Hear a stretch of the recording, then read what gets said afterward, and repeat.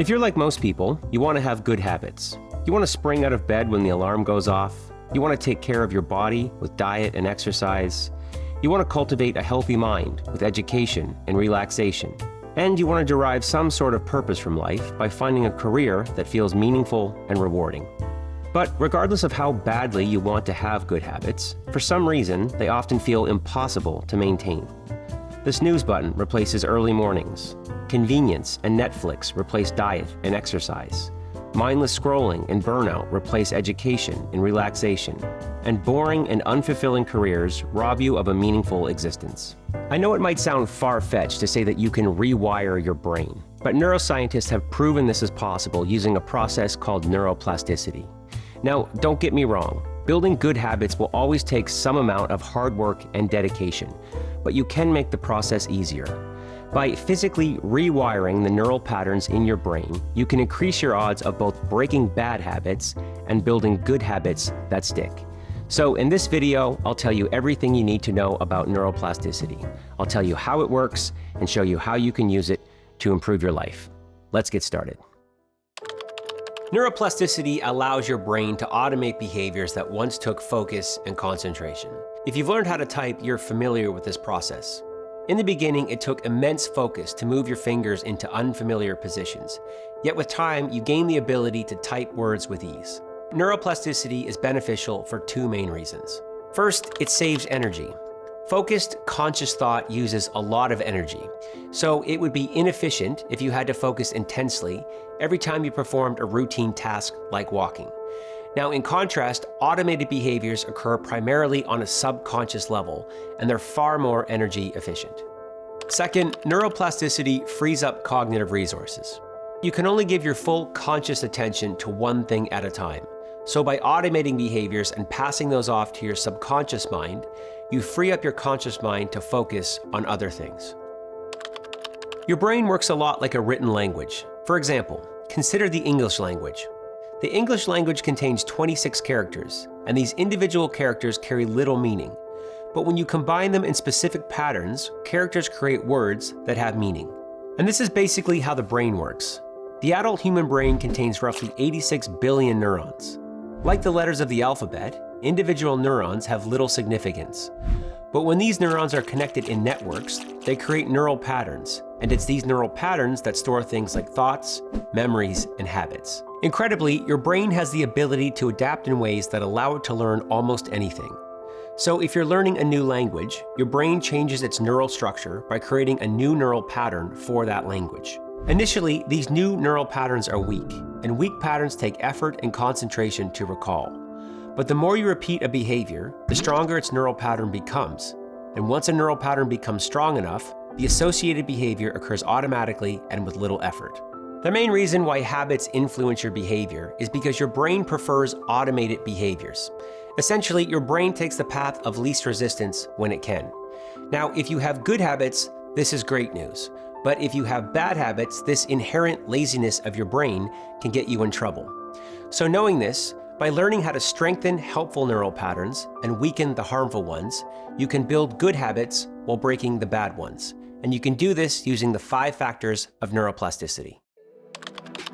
The 5 factors of neuroplasticity are important because they alter the strength of your neural patterns by either making them stronger or weaker. Factor number 1 is alertness. Alertness is a measure of how attentive you are. So if you're sleeping, alertness would be low. And if you've just heard a scary noise in the dark, then alertness would be high. If you want to strengthen the neural pattern for a particular behavior, you have to be alert. And the following analogy explains why. Imagine you're asked to read a book and then recall what you remember. If your level of alertness is low while reading the book, maybe because you were tired, then you'd have a hard time remembering the details of the book. Well, your brain works the same way. If you're not alert when learning a new behavior, your brain has a hard time strengthening the neural pattern for that behavior. The opposite can be said for weakening neural patterns. By keeping alertness low while performing a behavior, you weaken its neural structure. Factor number 2 is focus. Focus is the process of giving your attention to something for an extended period of time. So an example might be directing your attention towards playing the piano while ignoring the television. When it comes to strengthening neural structure, the more focus that you can give a behavior, the better. I'll use the same book analogy to explain. Imagine you're asked to read a book and then recall what you remember. Well, if your level of focus is low while reading the book, maybe because your mind was somewhere else, then you'll have a hard time remembering the details of the book. And your brain works the same way. If you're not focused while performing a behavior, then your brain has a hard time strengthening the neural pattern for that behavior.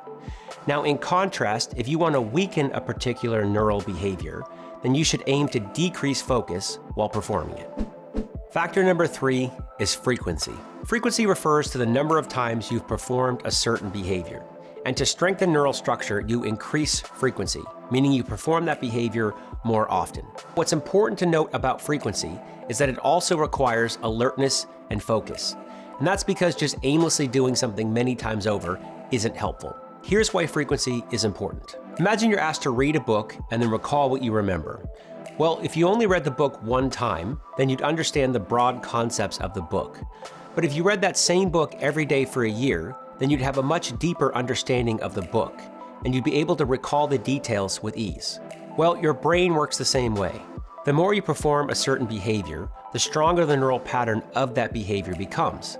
And then you can start to do that behavior with ease. In contrast, if you want to weaken the neural pattern for a behavior, then you should aim to decrease frequency with the goal of eliminating the behavior altogether.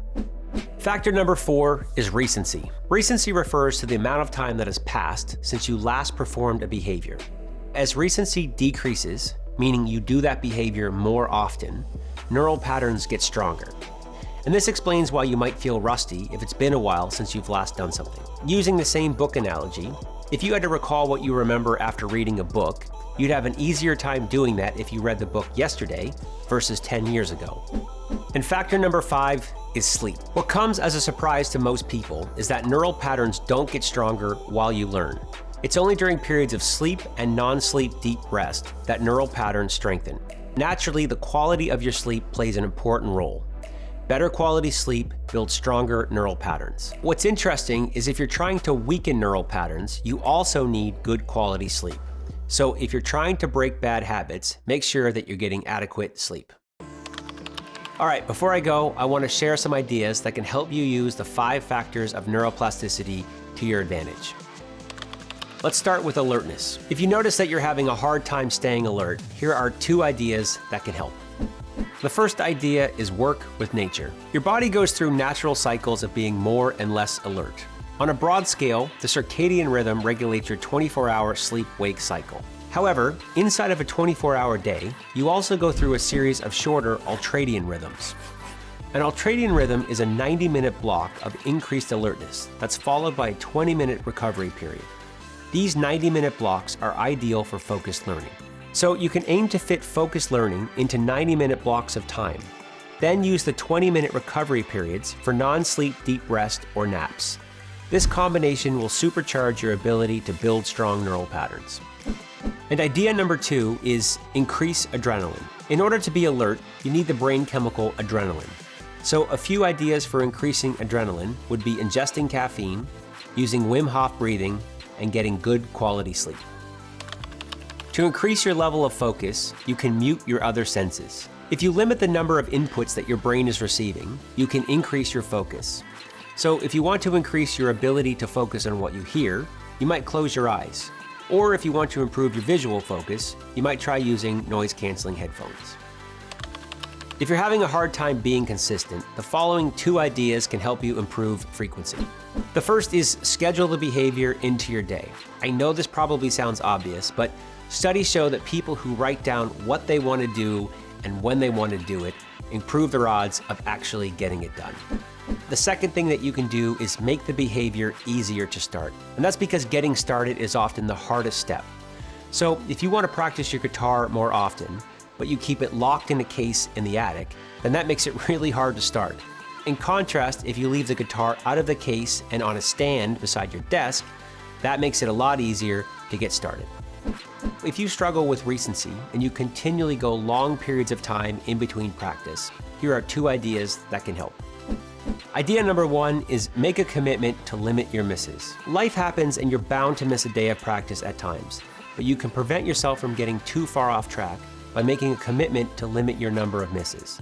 That might look like I'll never miss more than 2 days a week, or I'll never miss more than 2 days in a row. Idea number 2 is use spaced repetition software. Spaced repetition is an algorithm-based learning system that's based on the forgetting curve. The software works by showing flashcards to a user. If you answer the question correctly, the software shows you that flashcard less often. But if you answer the question incorrectly, the software shows you that flashcard more often. What this does is ensure that you're always brushing up on the skills that you need to practice. And finally, if you're struggling to get good quality sleep, here are 2 ideas that can help. Idea number 1 is create an inviting sleep environment. It helps if you look forward to spending time in your bedroom. So to make your bedroom more inviting, buy soft pillows and comfortable sheets. You can also install calm lighting, play relaxing music, or light candles. And idea number 2 is take advantage of non-sleep deep rest. Using the ultradian rhythm I mentioned above, experiment with using non-sleep deep rest after a 90-minute block of work. To do that, disengage from what you're doing and let your mind drift without focus, or go for a walk, run, or bike ride. If you listen to audiobooks while on break, you're still asking your brain to focus. So to make sure that your brain gets the break it needs, consider turning off any inputs while resting. Thank you for watching this video. If you enjoyed it, it would be great if you could subscribe to the channel and hit the like button. Now, if you want more information like this, I highly recommend you check out my meditation app, Aware. I've linked to it below in the description. Thank you, and I'll see you soon.